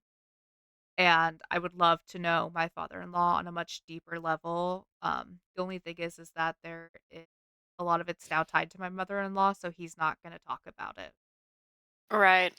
Um, this is gosh. I don't really know because honestly, probably Daryl. He's not like, we've been together for a good long time now, and because we were together for a good while before he met my son, obviously. That's the responsible thing to do as a parent. But he's not somebody who talks about himself a lot. Like, I've just accepted that that's part of our relationship because he's a very shy, not super social person, and he doesn't like to talk about himself. You just kinda have to, like, figure things out about him or hear them from other people. I would like to know him a little better, I guess, or maybe his friend that I thought didn't exist for, like, the entire time we were together. He's got his best friend I thought was not a real person and that he might be Delulu because I'd never seen him and he is not active on anything and just does not go out in public. And I was like, "Are we sure this is?" And he was. And maybe he'd have some good information on Daryl. So maybe That's him too. Dennis would also be another one that I would love to know because I'm sure there's a lot of things that Dennis doesn't open up about. Um, I think some of it too is Daryl doesn't really want to open up. I'm sure it's the same for Dennis. yeah, and so there's, like, some things that I would love to know, but Unfortunately, I know my kid extremely well. He does not need to be included in this list. He tells me everything all day, every day. I believe that. Knowing your child, I believe. Mm. Oh, I dropped my tablet. What title would you give this chapter in your life? I think I would call this chapter redemption, which sounds That's very biblical, but I don't mean it to mm. be. So I would call this chapter of my life Revelations. I'm kidding. I'm not gonna. But I just think it's because I'm finally reaching that point, like I said. Medication has been a big thing yeah. for me lately because it's for the first time in a long time that my mind has been Hmm. quiet. And so for me, I feel like it's finally being like I'm finally able to do things that like other people do so naturally that took me a lot of energy and effort to do, like just going to the store. Like that was something Right. that was really hard for me. And so I think I would call this chapter redemption.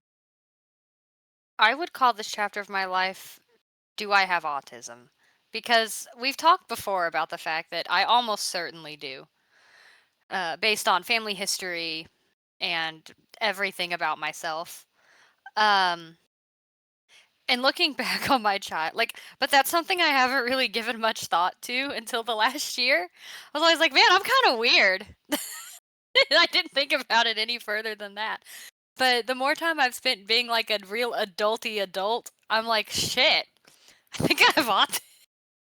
I Not gonna go would get tested, I would but believe it though if you did get tested and came back to me and were like, "Hey," I'd be like, have you ever taken the RADSAR test? It's an "Yeah." autism assessment. What did you score? I don't remember my score, but I do remember that I was borderline. But I also have So you ADHD. would have been in So, probably the 60s or 70s. yeah. I It was 130 on the one I took online. You only need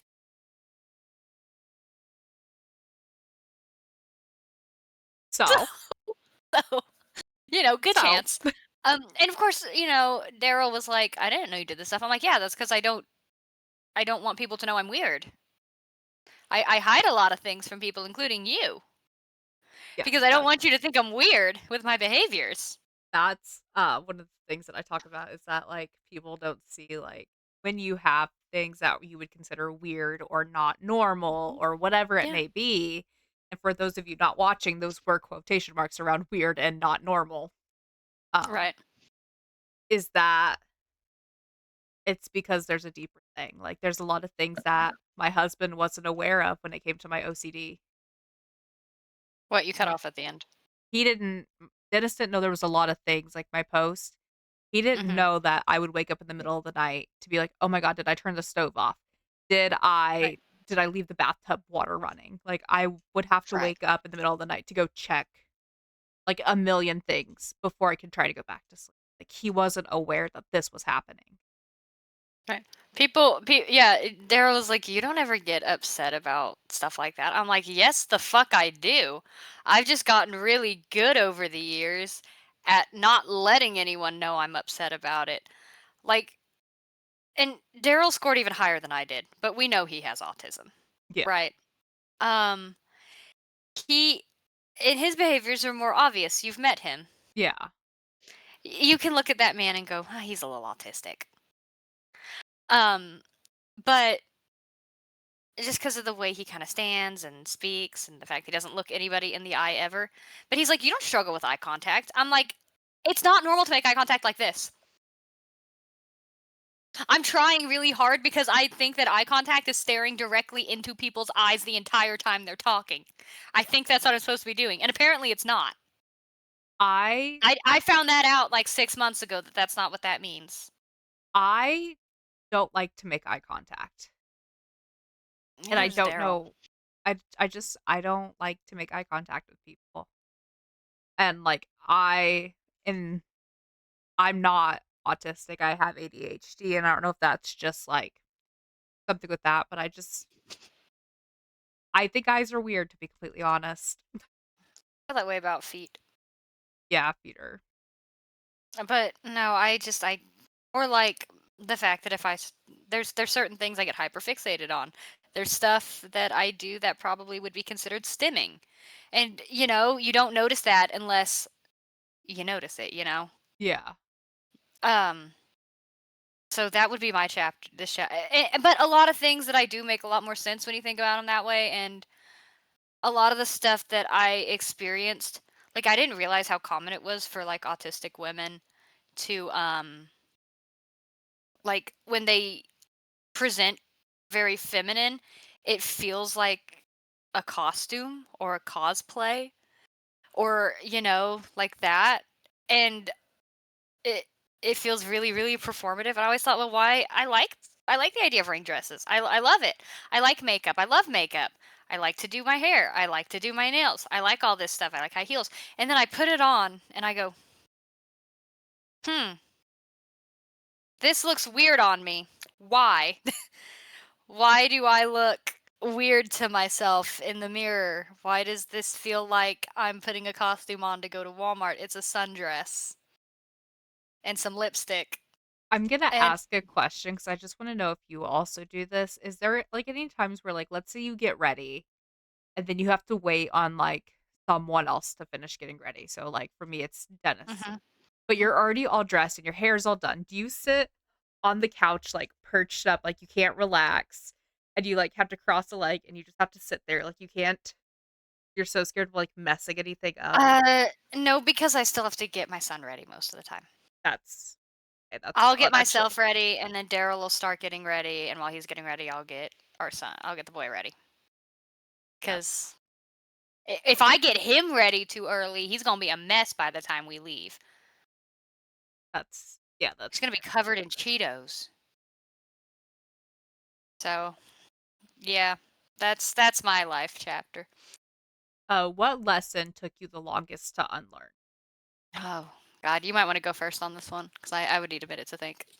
Um, I think the longest lesson that it took me to unlearn is that not everyone I meet has the best intention. Right. I think that because, like, my mother wanted to, like she tried to, like, tell us that, like, not everyone has the best intentions for you, Mhm. but every person that they ever brought around us, I feel like had pretty well intentions for us and, Right. like, wanted us to, like, succeed and do things, and so Mhm.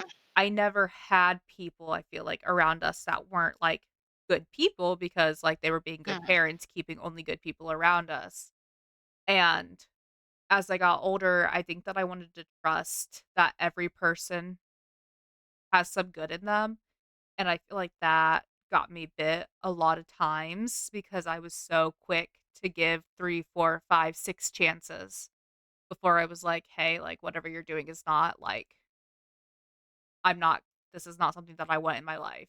I think that that was the hardest lesson for me to unlearn, and I think I'm still actively unlearning it. I'm still actively unlearning my thing too, which is that I cannot. It is not. It is not a my way or the highway situation. I don't have to have it 100% my way to be happy. I and it does in fact matter that other people have feelings. Uh which that kind of A lot of it is I don't wanna say I struggle with empathy because I don't really struggle with empathy. I just struggle with the ability. Like, I understand that other people have feelings and stuff like that, but I have a really hard time with going. I guess because I think pretty logically about stuff. I'm like, "Well, why would this be upsetting to you? This is just the logical, like, thing to do." Yeah, Because I don't make Dennis a lot of choices with my feelings.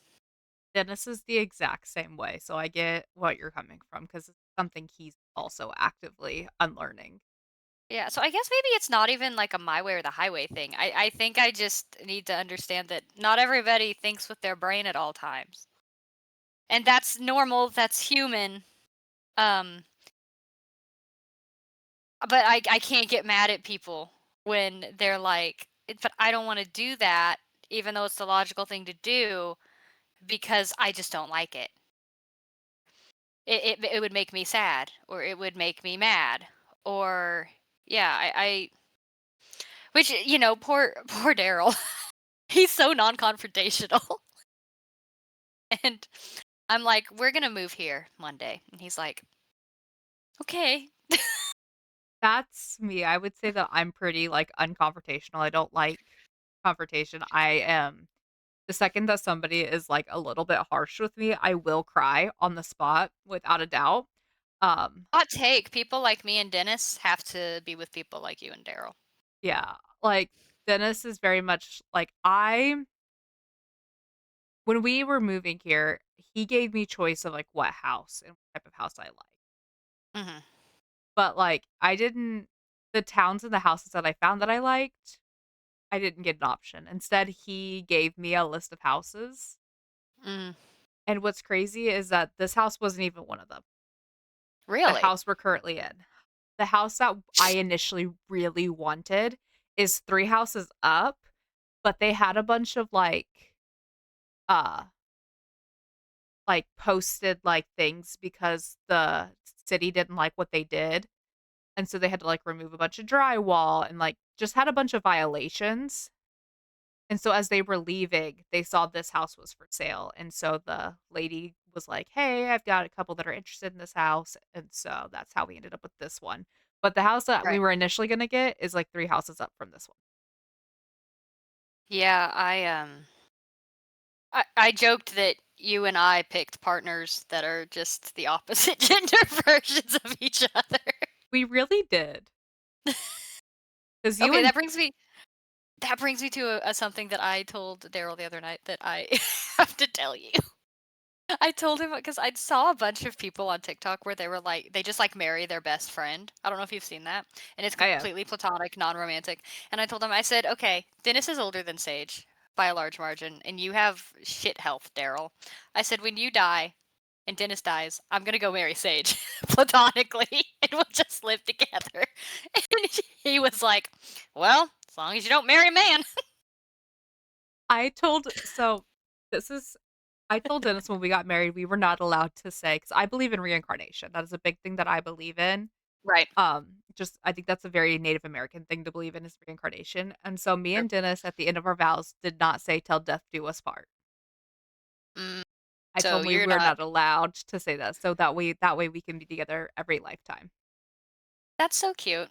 So, So that's when our maybe so when our when our husbands die, can we get married? yeah, we can. Okay, cool. Cool.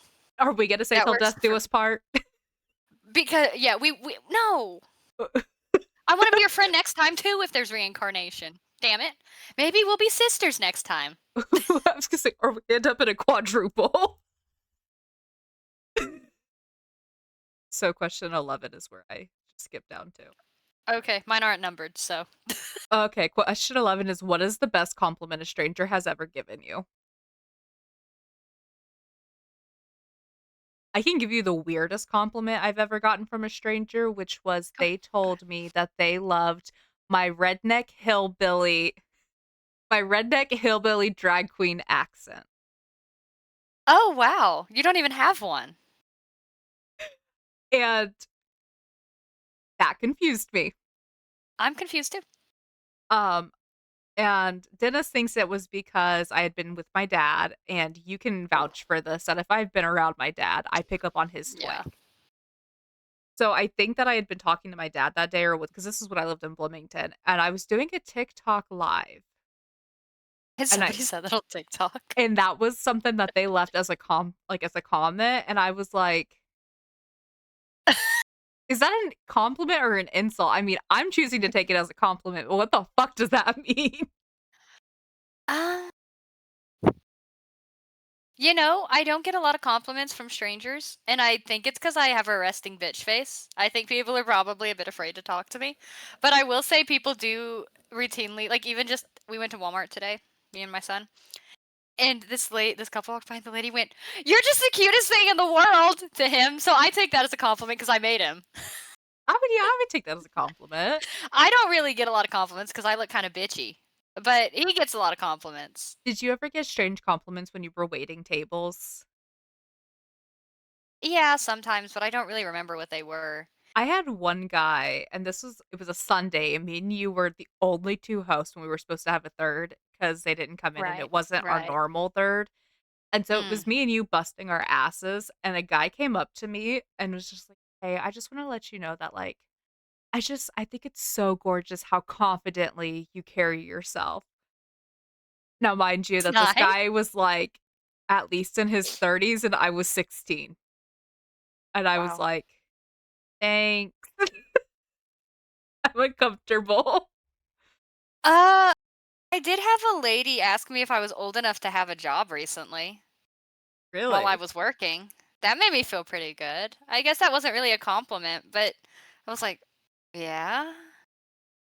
Oh, no, the best compliment a stranger's ever given me, I know what it is. It was a few years ago now. I think my son was, like, 1 at the time, maybe 2. And I was talking to this lady, and she had her grandbaby with her, and I think you know the story I'm about to You? tell. And, I was talking about, "Yeah, I have a little boy at home, da da da da."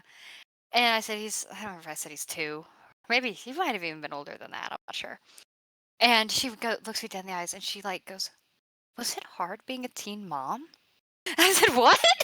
"No, I'm teen mom." Those always make me feel really good, but now they're starting to make me feel weird. Because I feel like realistically speaking, I do not look like that anymore. I You know, feel I think I don't look like that, and so now I'm like, is this a pity thing? I Or feel are like people just really bad at judging age? to me, and this is probably like, so, like, even with, like, your sister, my sister, your brother, Mhm. to me, you're always gonna be, like, the 20-year-old version. Like, Y even no matter how yeah. much we change, and I'm sure you still see sometimes, like, the Yeah. sixteen-year-old me. So I feel like some people just naturally assume. Right. They're like, "This woman's giving irresponsible teen mom vibes." Well, how do you Dennis this is so if you guys have never seen my husband, I don't think, but my man is gray. Homeboy is like a silver fox, like, homeboy gray out, and every time we go somewhere, I get ID'd because I look like I'm under 40, which is, like, Right. the law here is that if you look under 40, you're gonna get ID'd. However, because my husband is all gray, people tend to think that he is over 40, Mhm. and it really confuses people when I hand my ID and they're like, "Oh, she's, like, in her early 20s," and they won't ID him, and so it's my Do you think husband he's your with his dad? I don't know what they think, they just give us weird looks, but so then he has his ID and he's, like, trying to shove it at them. He's like, "Take my ID." You want ID? Nobody IDs Daryl. He goes in to buy cigarettes, nobody IDs him. Yeah, nobody IDs He's Dennis. he's he's at a rough 33. Dennis is 37, Can't believe hypothetically, I don't believe they're only 4 years apart. I simply don't. and he when he doesn't get ID'd and I do, it breaks his little heart. If you Okay. if you want to, we can go ahead and skip to reflection. Yeah, let's go. Okay, there is one I wanna do. I wanna do this last one. Press shuffle on your music library. Explain the first song that comes up. Okay, my issue is I have 110 playlists. Do we just wanna do Do you my have, like do you have Spotify? Yeah, I do have Spotify. Go to just do your liked songs. I don't Because I like assume most. I don't like Oh, any songs. I put them in playlists by mood, by genre, but I do have one that is, like, all of my songs, every song from every playlist. So should I do okay, that one? then do yeah, do that one. It is 300 hours long. Oh my god.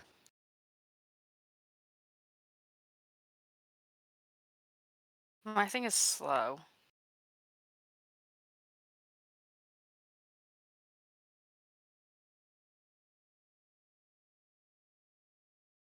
Oh. What's yours? So I did the obviously, it's the first song that came up, and mine is Beauty and the Beast, the Emma Watson. Oh, mine is The Kill by 30 Seconds to Mars. I was an emo kid. I I don't know really how else like to explain that. I really like Disney. I have the Snow White apple, I have the genie lamp, I have Olaf, and I have the Little Now Mermaid on my arm. now now if I went to, like, a playlist that I listen to consistently, because that's just all my liked songs ever for the past since Spotify came out. If I went to the playlist I listened to the most, the first song that popped up on shuffle was "Come Out and Play" by The Offspring. If I do mine and I go to the playlist that I actually listen to all the time, it's Waiting for Superman by Daughtry. Not Daughtry. That's the one that comes up. This is my car music playlist. I don't think that one My needs phone! explain. The image is just up on my phone. I love it. I know what this is. Oh, it's this place in Japan, it's got their height, like, it's their life-size cutouts. I love that. And there's a ruler, and I saved it so I could zoom in on the ruler to see how tall I'd be, and the answer is nipple height. I I'm love up to that. their titties. I love that. Okay, so we're moving on to reflection, right? Yep. All right, I believe it is your turn. How would you describe me to a stranger? I would describe you as kind and funny, and honestly, I don't do a lot of describing people to other people, but I would just be like, she's a good person. She's a good person. I'm gonna give the exact description I gave Dennis before he met you for the Oh, first time, oh, okay. which was so I think we were coming to your house, and it was the first time you were actually gonna like meet face to face because I think we had had phone calls where he was just in the background. Yeah, probably. Um, and so like you had heard his voice and you like vaguely knew about him and he vaguely knew about you. And I had told him I was like, hey, like if you say anything stupid, she will immediately call it out. I go, she is my best friend, and one thing that she's really good at is she will give you a reality check, and that is one thing that I do love about her the most is that when I'm being delulu, she'll be like, "Hey, not realistic in the slightest." And I go, "So she can be a little bit blunt, but she always has a good intention when she is being blunt." And he was like, Yeah, "Okay." And that's how I described you to him before yeah. he met It's not malicious. Usually. you. Yeah, I'm just like, Sometimes it is. yeah, I can believe that. But for me, it's always been like, you've always just been Yeah. like, "Hey, like, that's not realistic. Are you okay?" Yeah. Hey girl, we're being Delulu right now. But like that's the thing. Like you're about if I had to describe you to somebody, like I guess that's the main thing that I look at when determining if somebody's going to be my friend or not. Is like, are they a good person? Because Eh, I don't want to be friends with somebody that isn't a good person. Because one, we probably don't agree on a lot of stuff. And two, I don't want them around my family. and like, this is something that I can probably say I feel like I can confidently say for both of us is that, like, if ever there was a time where, like, even when we worked at the restaurant together and we weren't necessarily friends, because again, there was a decent amount of age difference, and, like, Right. while I was growing up very quickly, Yeah. there was still an age difference, and so Yeah. but there was also and I can confidently say this, I think that even at that time, had anything happened, we both would have been, like, ready to defend each other regardless. But yeah, we worked so much together that like It's a trauma bond, man. Yeah, but we were prepared to. I would probably also describe you to people as my, like, trauma bonded friend. Yeah, because we went through a lot of So shifts that much. were straight hell together. So much. I would also describe you as very resilient. I feel like I'm not, but thank you. You but you are because, like, you're still here and you still get stuff done. Even when you were That's unmedicated, like, even at your worst, you didn't just, like, die. You just that's continued. I thought about it. Continuing but you didn't do it, Yeah, and even a crawl forward is still moving. So, quite frankly, in some situations, standing still is still progress that because you're yeah. not on the ground. I would say too that me and you, if I were to describe, like, our dynamic, is that when one of us is really tired of pushing the boulder, the other one will take over, Yeah. and we'll just keep going because 'cause we're like, "We're gonna get there. We'll make Yeah. it, even if we have to stop a million times to breathe because this boulder's really fucking heavy. Me and you are I still gonna feel get it up there." I feel and I can honestly say this is a true comparison that I can make about us. And now that you've seen at least one of the movies, you'll understand better. I feel like I am Frodo and you are Sam because Sam is much nicer than Frodo, first of all. Sam just wants his garden, you know, but Frodo when Frodo can't carry the damn although so I think we take turns being each other's Sam. Right? We switch off. Depending like I'm not in college anymore.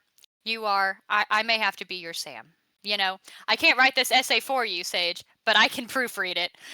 You know, I can't carry the ring up there myself, but I can carry you, Mr. Frodo, you know? Yeah, and I think I I, too I think that actually no, fuck it, we're marrying Pippin, bro.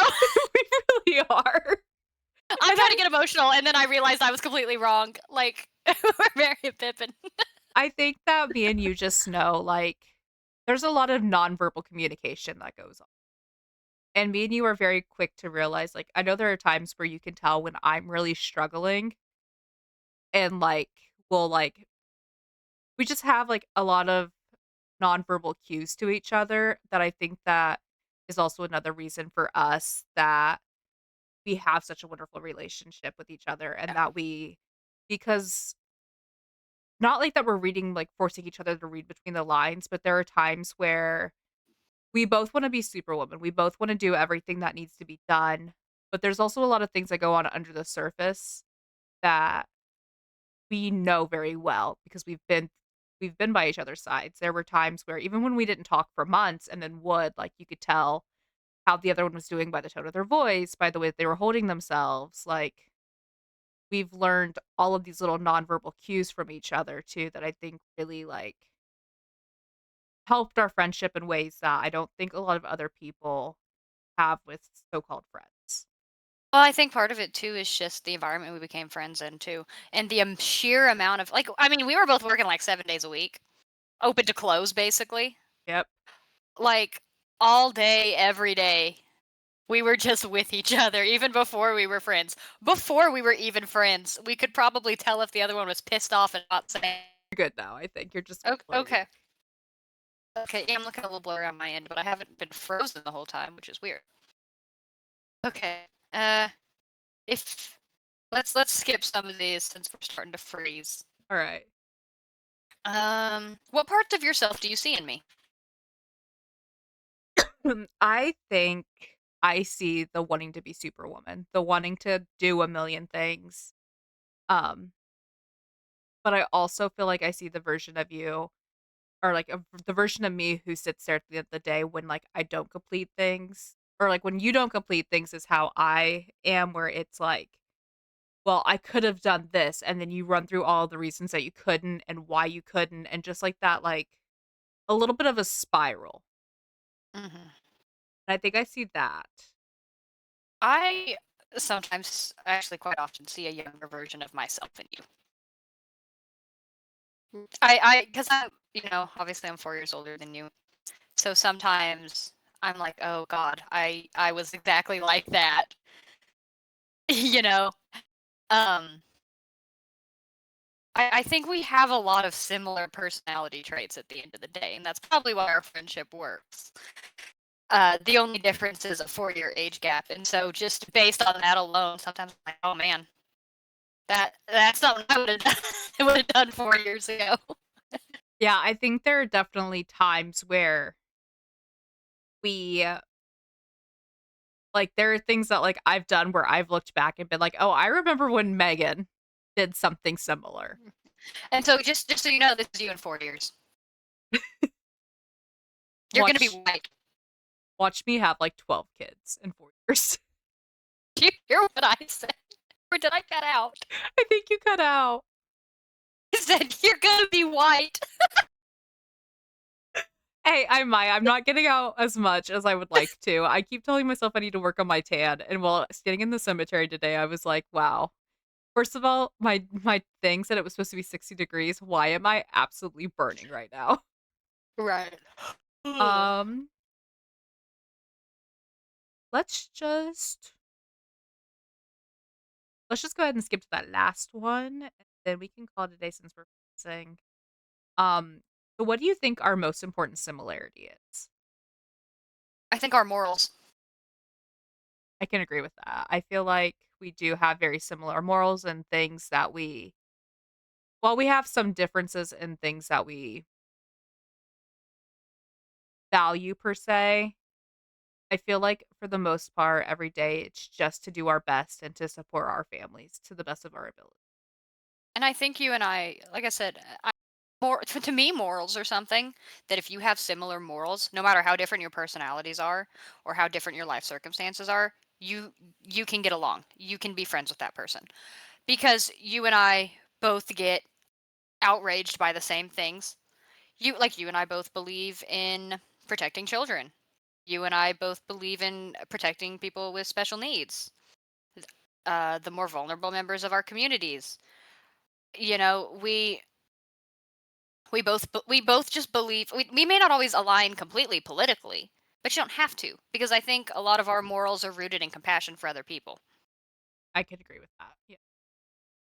So The maybe at the end of the day, it's actually compassion. Who knows? yeah, cuz like and I think like with what I said too is that like our I feel like even before we were like in the relationships we are and before you had a child, our biggest I feel like our biggest goal was to go to sleep every day knowing that we did the best we could in everything. Hmm.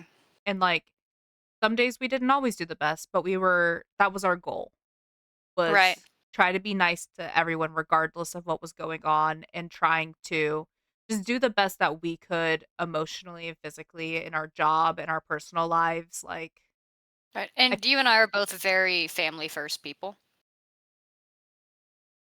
And I think that if at the stage we are in our lives, it would be hard to have a friendship with somebody that wasn't like that. that is true. 'Cause especially like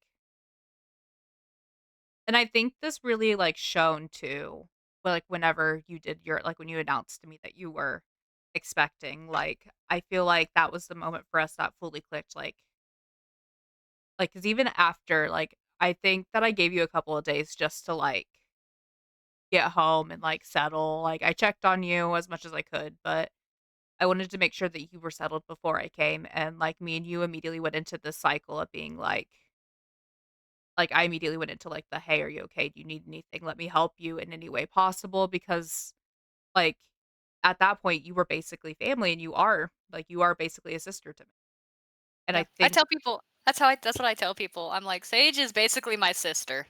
yeah, that's what I told like, when me and Dennis talk, I'm like, "Megan is my sister," like, at this point, like, Like literally. I think that that was the moment where it really solidified that we were like, "We're gonna have each other's back regardless of anything," like Yeah, and I truly don't have that with anybody else. I mean, yeah, obviously Daryl, but beyond that, yeah, I think outside of, like, you, I think you're the only friend that I would ever classify as family. Cause right? like, Like we've been to each other's houses. We know each other's parents. we My mom pretends you're her extra child.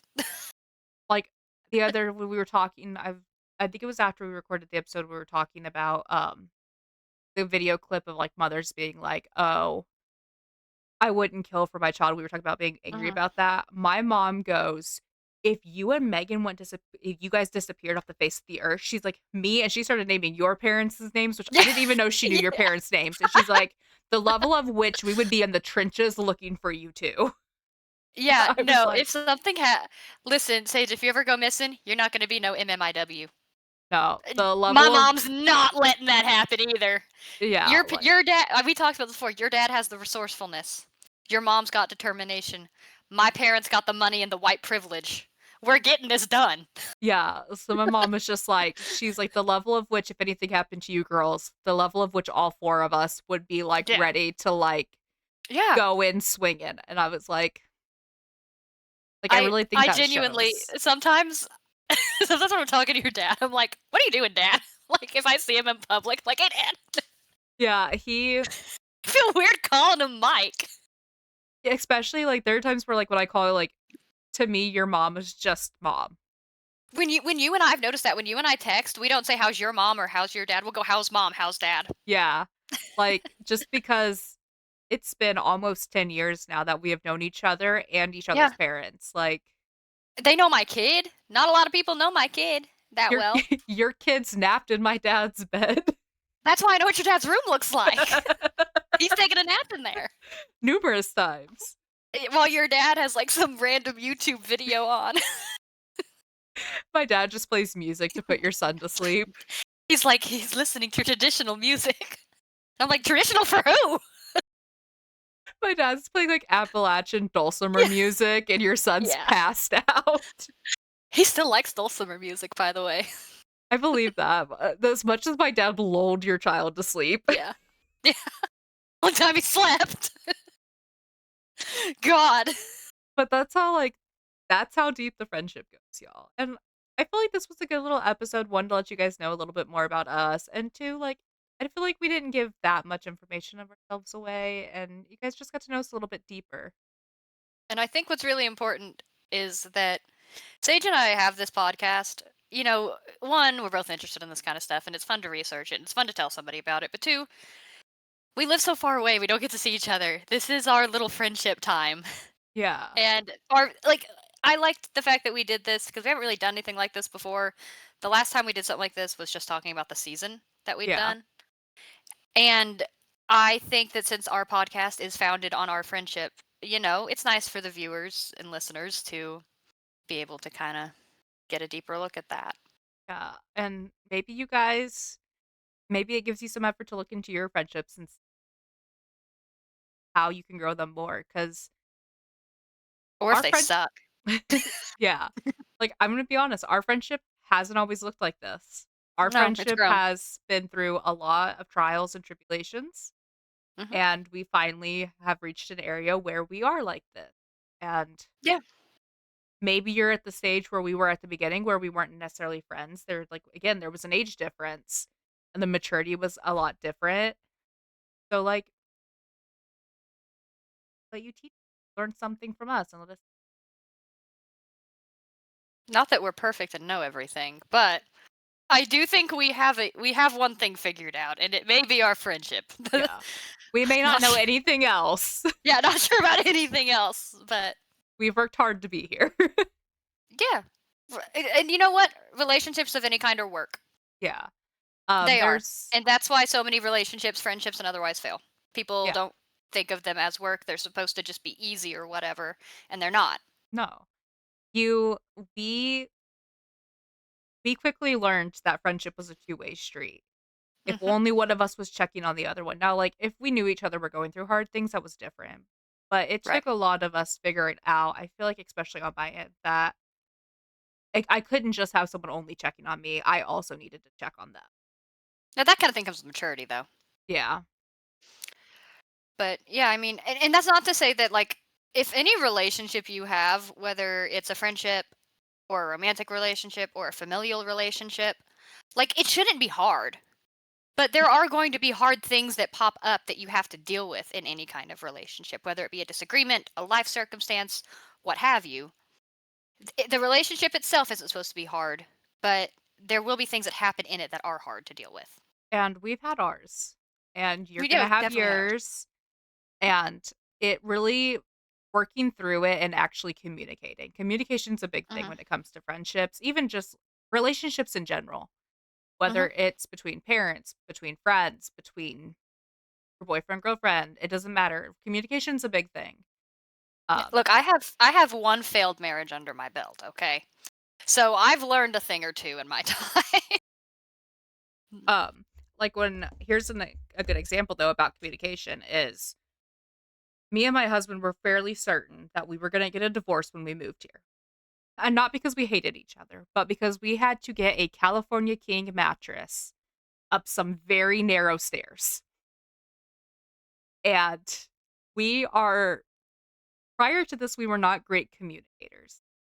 Um, we had a habit of just clamming up and being kind of like with each other. Like we wouldn't communicate the thought process we had.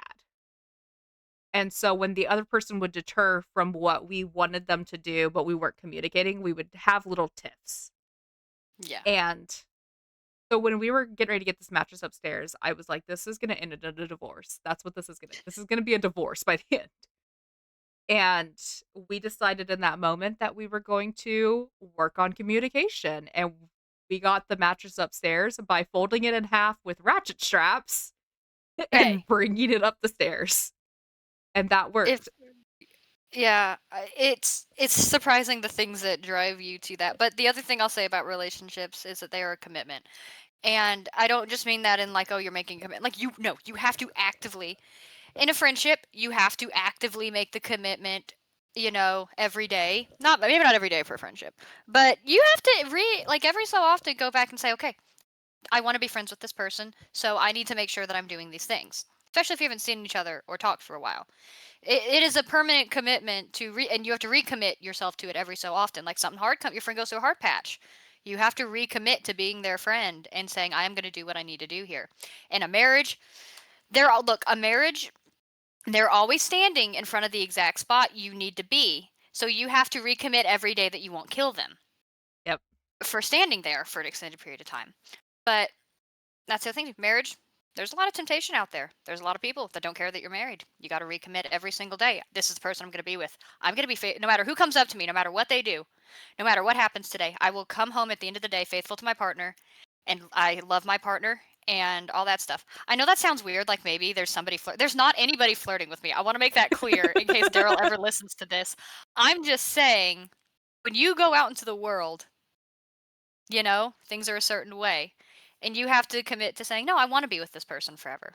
And you kind of Yeah. have to do the same thing in a friendship too. Yeah, you have to make that decision yourself. Friendships, while they can be easy, are also gonna be hard. And sometimes if it's a little too easy, then you're not doing now Yeah, if you're maybe maybe you're just the two most low maintenance people in the world and you have no problems. yeah, but the likelihood of that, If two trust fund babies are friends, maybe. yeah, but you're like, It's a butler, go send a text message to Sage to see how she's doing today. yeah, that would Well, I be presume, you know. then that's a whole different situation. But, like, when you are not trust fund babies, um, Your friend's probably dealing with shit every once in a while. yeah. So, For me, it's always my hair. Because what's happening? it's been happening on both sides this entire time. What is it needs to be washed. I don't care anymore. I don't give a fuck no more.